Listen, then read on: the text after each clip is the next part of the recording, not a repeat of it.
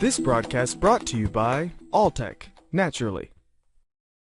So, can agriculture save the planet before it destroys it? Where will you be in 2050? I know where I'll be, I think. I'll be about 40 years older, around 90. And I'll be sitting in a restaurant, and my son will be saying to the waitress, "Is that chicken free range? Is it local? How local is it? And what's its name?" And my grandson, hopefully, one day will be looking and say, "Dad, that is so old school." So I don't know where we're going in terms of what's the next trend. But I do know that now is the time to get it right in agriculture. And now matters more than any other time. And we have a unique opportunity to connect with millennials on things that they care about. Climate change, for example, the environment. Vance? How many of you have heard of peak oil? Anyone? It's that concept where we've gotten about all we can out of oil and now we're on the slope of diminishing returns. Well, I don't know if we're at peak oil, but I do know we're at peak child. Peak child is a concept based on data by a statistician named Dr. Rosling. Now, what Dr. Rosling has found is that, and hold on now, there will never be more children in the world than there are now. Let me say that again. There will never be more children in the world than now.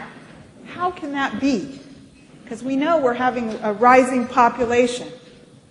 How does this fit together, and how does it fit with agriculture?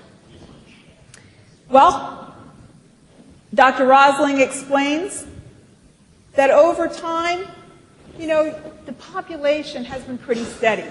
And then when he looked in the data and he saw that big rise, he started to look at what was going on there. Think back in the time when it's 1000 BC. How many children may live to adulthood? Think back to the 1600s. How many children may live? You have 8 kids, maybe 4 live. That's painful. That's too much. I want to ensure that my kids live on. Come back to the turn of the century, maybe 1 child dies. That's still too much. So people were not going to have less children. But what he discovered is that slowly now, as all around the world, people have increased their economic prosperity. They increased their ability for their children to survive through better maternal health and other ways, better diet, that all around the world, people are now having less children. 2.2 kids on average. 2.2 kids. In Bangladesh, they're having 2.2 kids. In countries in Africa, 2.2 kids on average. And this is very dramatic when you think about where we're going in terms of population growth. So that line across is the 2.2 kids. We're at 7 billion now, and we're going to go to 9 billion by 2050. And the way Dr. Rosling explains this is you have that base of children, but they're going to get older. These millennials are going to grow older. And so all the increase in population today is not due to having bigger families, but because people are able to live longer. And it's interesting. If you think about it, people make good choices, right? People are smart. I think that's what Andy said earlier, and it's true. We're going to make it in our best interest. If I know my children are going to live, I'm going to have less children because I can do better for them. So all of this relates to agriculture because right now, for those of us that are in agriculture, we know that these productivity gains have allowed us to produce more with less, be able to have better impact on the environment. But all of this right now has to feed that growing swell of population as it goes older. After 2050, it won't matter, because if we don't make the difference now with the environment, after 2050, it'll be too late. In other words, now is the time to change the planet to what we want it to be with agriculture. Why does the State Department even care about agriculture? Why do we have a group of people that deal with agriculture? Because we know now it's not only an economic security, it's a food security. Who remembers 2008 food price crisis? You know, when it jumped up, it was extremely dramatic. That led to riots around the world. So we know it's also a security issue. Let me give you just a broad perspective of how we view agriculture around the world. We see that it's 40% of the land base, the size of South America and Africa together. It uses 70% of the fresh water used. Here's over time the Aral Sea shrinking.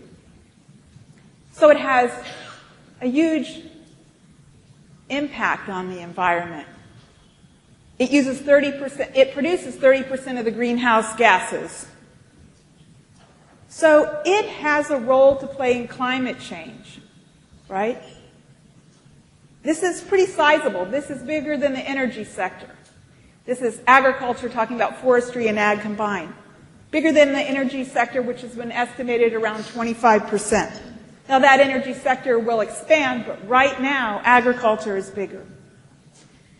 I talked about population growth. So as those millennials grow older and as that population swells to its peak in about 2050, we're going to need a lot more food. And to get your head around that number of 9 billion, that's about adding the size of the population in Germany every year. So it's a huge, huge difference. And yet we all need to eat, and yet almost 1 billion don't have enough food today.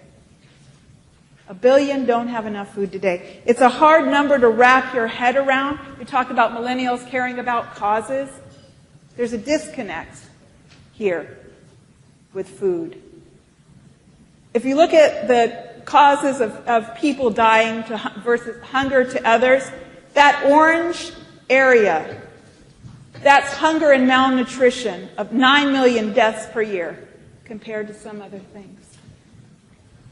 So it's making that connection of agriculture to the larger global picture, to the larger causes that are important. To reach 2050, the FAO estimates we will need 60% more food.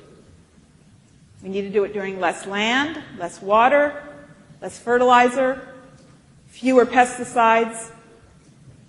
We need technology. Those in agriculture know what technology has done. I think about the generation I come from and the space age. You know, how many of you remember Tang and the squeezing of the tube and you can get this food item out and gee whiz, isn't that cool? We'll travel now to a generation, they weren't part of that space age. And they have a mistrust of science. They hear high-fat diet is bad. Now maybe it's not the high-fat diet. The scientists chose, very selective of the data. High sugar is bad. So they hear all this and they think, who am I to trust? So they have a disconnect and don't look at science in the same way, I think, as past generations. They don't understand that the scientific process is constantly moving toward convergence and hearing all those voices. Because they're hearing all the voices in the media. How do you discern? But we have a good story to tell in agriculture. In the past, between 1980 and 2011, in the time of the Millennials, we've been able to use technology. That's genetic engineering. That's advanced breeding. That's things like precision farming to use almost half as much land, more than half the amount of erosion, half the water, less energy, and less greenhouse gases. These are things that millennials care about, but might not connect with agriculture and the technology needed. Right? When they hear a particular, right now, if you talk about genetic engineering, well, they don't call it that, they call it GMOs. And automatically, it's a different conversation. They don't make the connection to things they care about. And that's part of that disconnect. When we look at genetically engineered crops around the world, the adoption has been 100-fold. More developing countries than developed. And it's mostly resource-poor farmers. That's not what you hear if you were, for example, just to Google GMO or listen to the debate. You don't hear about the widespread adoption globally. That red line is the adoption in developing countries. And you'll notice in here, in Africa, there's not as many green countries that have adopted as well as in Europe. There's a connection there.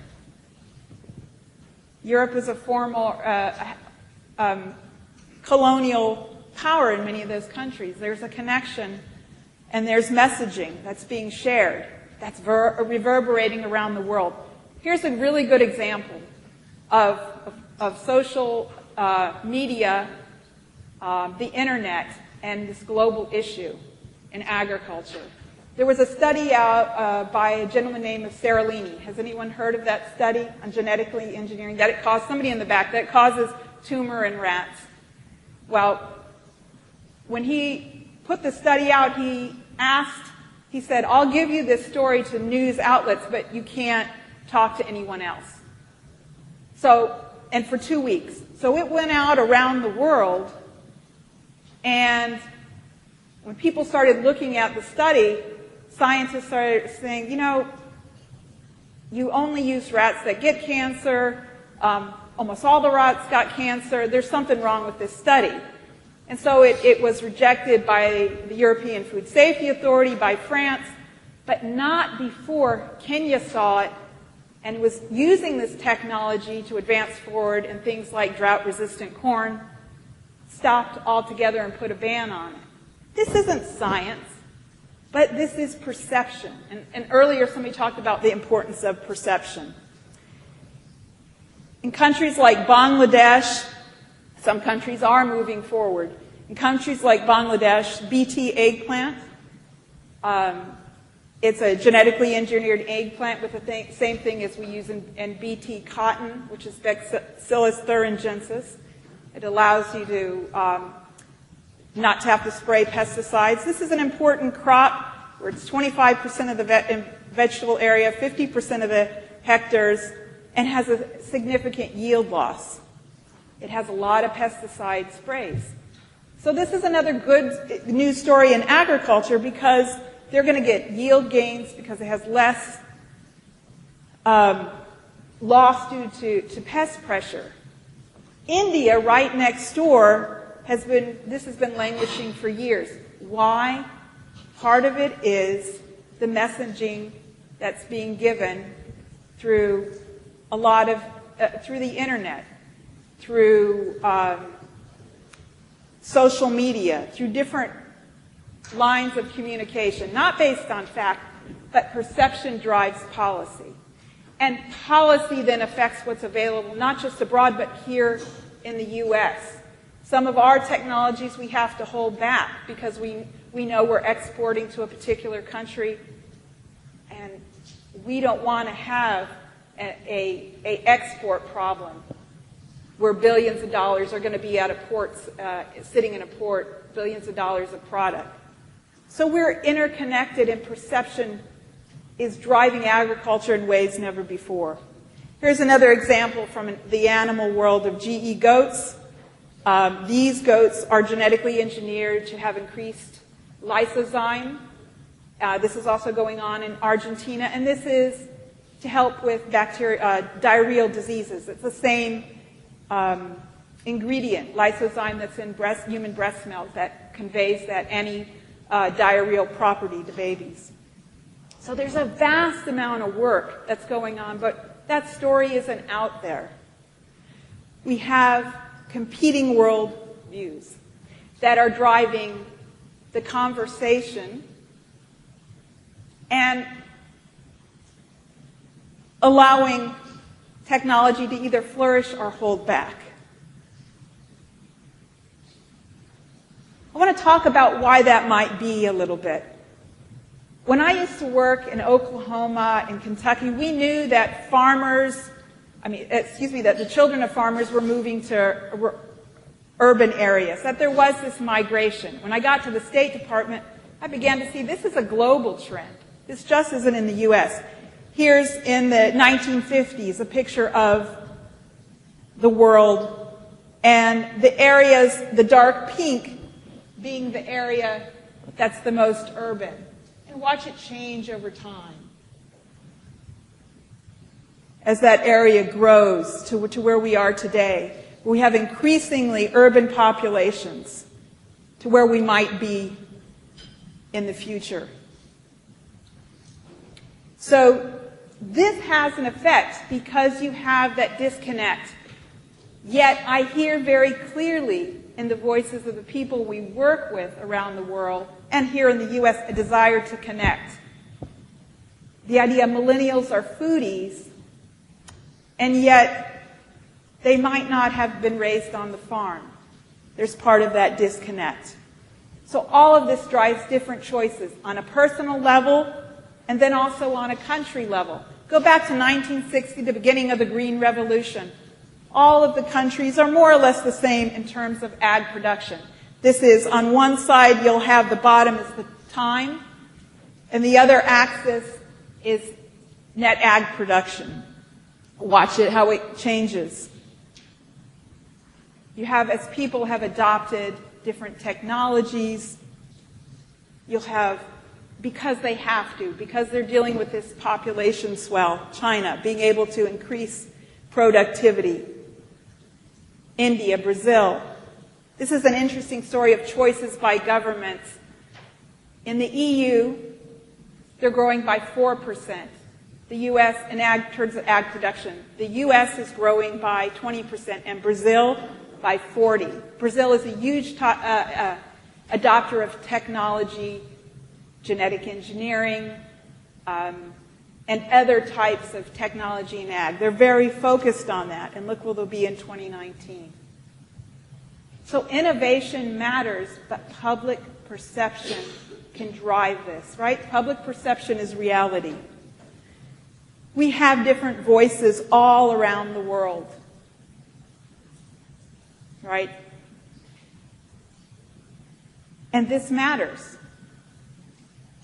We're having two conversations. We're having the science conversation on one side, and then we're having a value conversation, and the two are not intersecting. Let's look at the old school risk. Old school risk is we have a hazard times exposure equals risk. But now we have all kinds of disruptive technologies. When I say a disruptive technology, I don't mean like the automobile. The automobile in itself wasn't a disruptive technology that made a change. What made it disruptive is when it could be mass-produced. So the internet is not so much the disruptive technology, it's all the connections that have now exploded. They've allowed countries to do revolutions, and they've allowed people who want to connect, I think, with food and agriculture to connect in their own way. So now we have a new school of risk. We have hazard times media exposure equals the perception of risk. Perception of risk is reality. So now we have it's the tweet-ification of risk. is our new reality.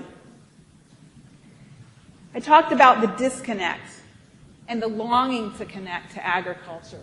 If you look at this package, it's a beautiful picture of a farm on the cover. But by the way, this is dog food. And we have health scares versus scary but healthy. You know, health scares, salmonella and chicken or in some other products, real health scares versus, you know, something like genetic engineering, GMOs. Is it safe? So how we communicate is important. The World Health Organization has this elaborate theory of communication. Policy should communicate to the public, should communicate with risk communication, with regulators, but in reality, it's the media who's driving risk perception, and it's instant. So we have to think to not only what to communicate, but when to communicate. When the risk is high, it may garner low media attention. At the same time, when the risk is very low, it may garner high media attention. So there's a disconnect on that.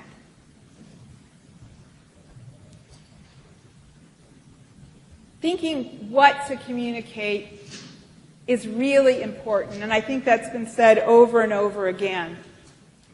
There's certain language that turns people off, and as a scientist, this kind of breaks my heart, and it took me a while to wrap my head around it.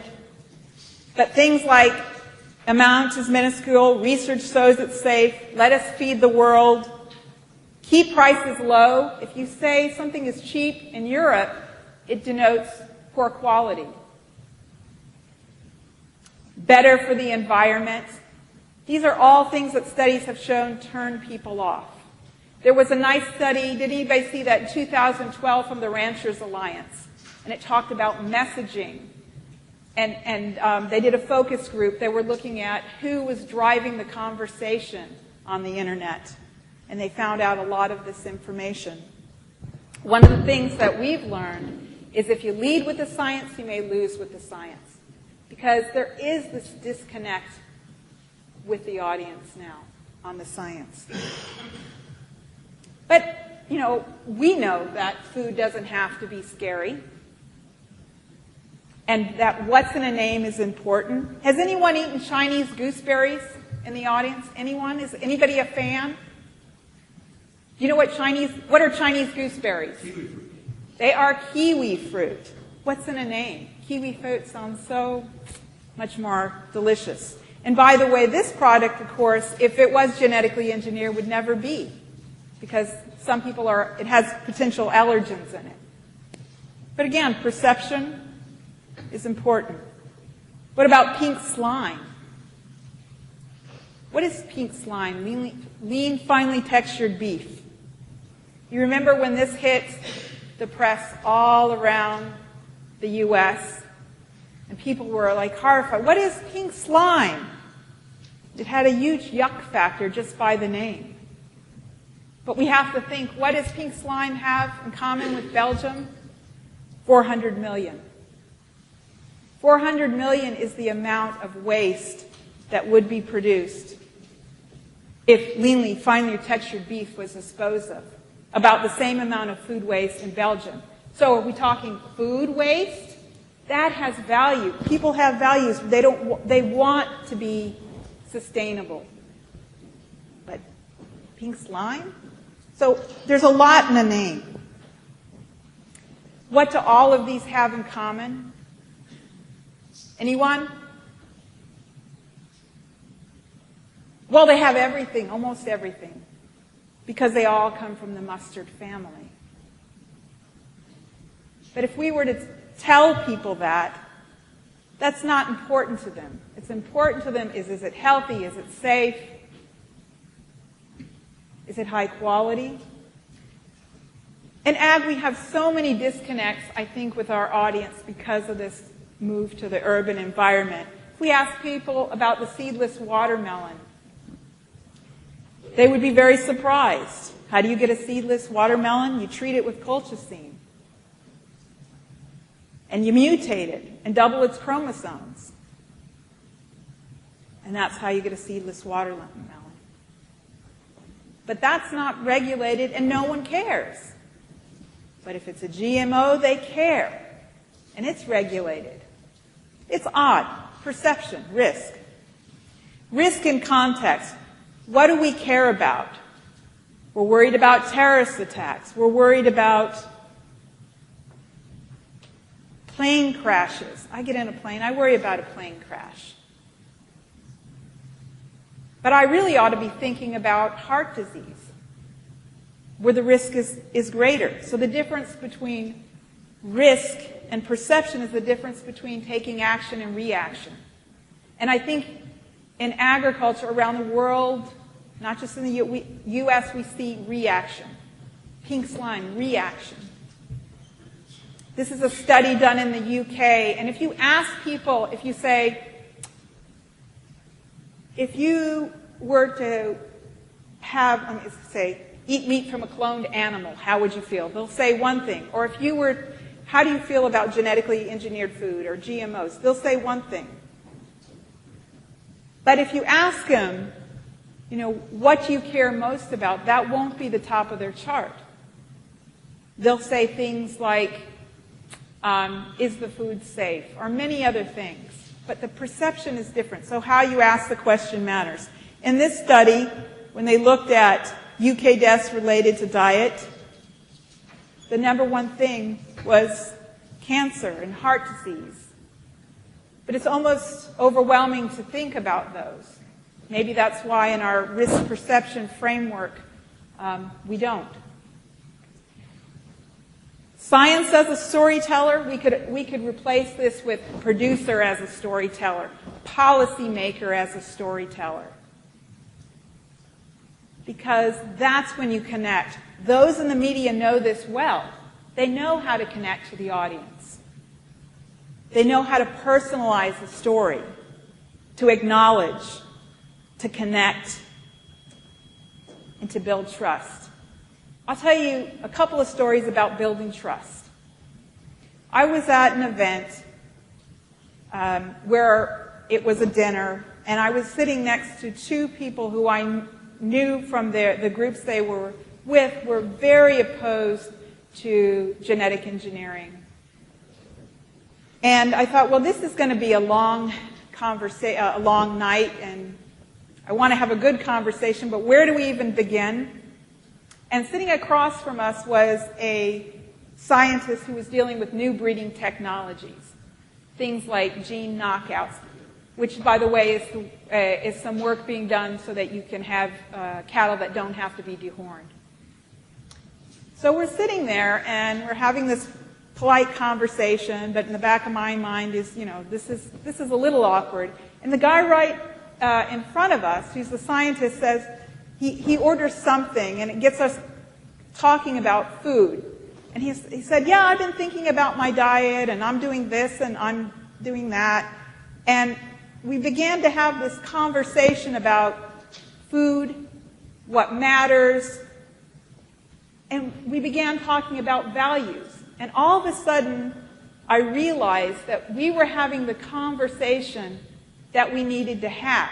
Because we started talking about genetic engineering and other things, but in a way that doesn't usually happen.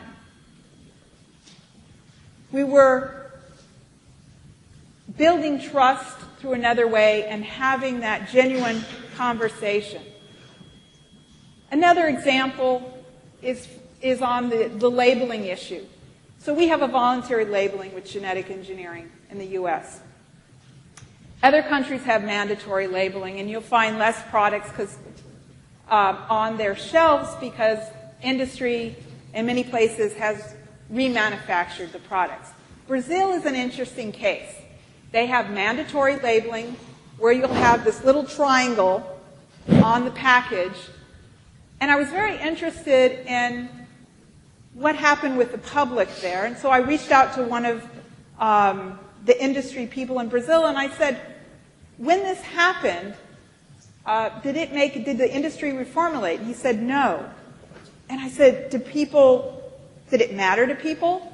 And he said, no. And I said, why is that? He said, because these were U.S. companies and people had trust in the brand. So trust is a really key element. And only then can we talk about the science. So finding ways to connect with this audience that's, I think, in a lot of ways, wanting to connect to agriculture, but not having a way to do it. So this concept of peak child, now is the time that matters, it sure does. Because if we get it right and we can connect to these millennials, it can make all the difference. It can make difference for industry. It can make difference for us globally. There's a good news story to tell with agriculture, and we know it, right? We know we have the data to prove it. We need to just be able to connect. This is from the Global Harvest Initiative, and they talk about increasing sustainability through less inputs. We have a lot of good examples in agriculture to be able to show this. And so when we talk about a particular, I think what happens, we talk about a particular technique, people get caught up in that instead of thinking where we're really going with agriculture and where we're trying to go. And so finding a way to connect through sustainability is really important. My parting thought in this hot, interconnected world where social media drives everything. You may not be able to tweet common sense, but you can provide a link. And so we want to be able to connect, and so we have that opportunity. Rudy talked about providing, getting on Facebook. We need ag to have that personalized voice and connect.